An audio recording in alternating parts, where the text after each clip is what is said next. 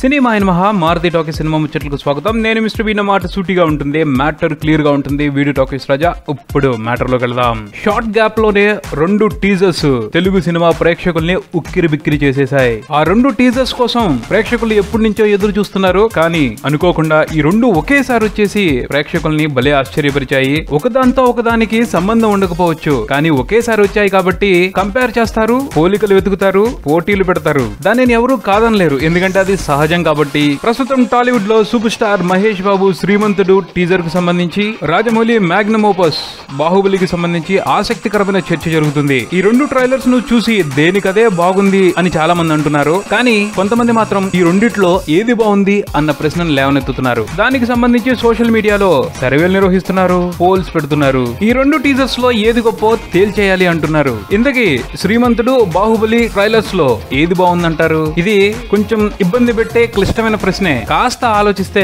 Solution ఇట్టే దొరికిపోతుంది. అదేమంటే ఈ 2 టీజర్స్ ని కంపేర్ చేసి చూసుకోవాల్సిన అవసరం లేదు. ఈ 2 కూడా దేనికదే గొప్ప. ఇప్పుడు ఐస్ క్రీమ్ టేస్ట్ ఒక రకంగా ఉంటది, గులాబ్ జామ్ టేస్ట్ ఒక రకంగా ఉంటది. కొంతమందికి ఐస్ క్రీమ్ నచ్చుద్ది, కొంతమందికి గులాబ్ జామ్ నచ్చుద్ది, కొంతమందికి 2 నచ్చుతాయి. కానీ ice cream taste ice cream they, gulab jam taste gulab jam they. ఇది కూడా అంతే.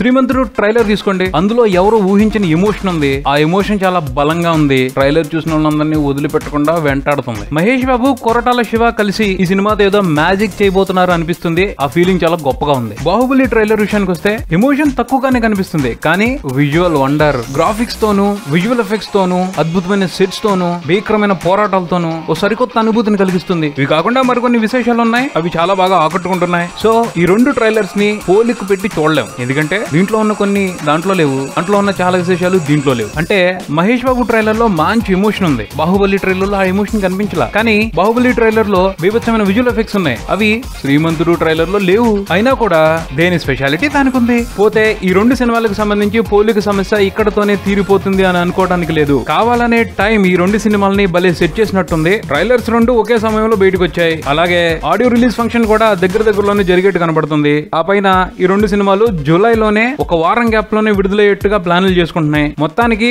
అనుకోకుండానే ఈ 2 సినిమాల మధ్య రసవత్తరమైన పోటీ కొనసాగేట్టు కనబడుతుంది. ట్రైలర్ రిలీజ్, ఆడియో ఫంక్షన్స్ ని పక్కన పెట్టేసిన ఈ 2 సినిమాల రిలీజ్ ఒకే సమయంలో జరిగితే బాక్స్ ఆఫీస్ దగ్గర తప్పకుండా పోటీ పడాల్సి వస్తుంది. అప్పుడు బాక్స్ ఆఫీస్ రేస్ లో ఎవరు గెలిచారు అన్న విషయాన్ని పరిశీలనలోకి తీసుకోవాల్సిందే. చూడాలి మరి ఈ 2 సినిమాలు బాక్స్ ఆఫీస్ దగ్గర పోటీ పట్టడానికి సై అంటాయో, లేక కాంప్రమైజ్ అయ్యి ఒక సినిమాతో మరో సినిమాకి ఇబ్బంది లేకుండా ఉన్న సమయాన్ని చూసుకుని బయటకు వస్తాయో. ఇది బులెటిన్. మరో బులెటిన్ తో మళ్ళీ కలుద్దాం. Keep watching Maruti talkies. For me Mr B and talkies Raja. Thank you.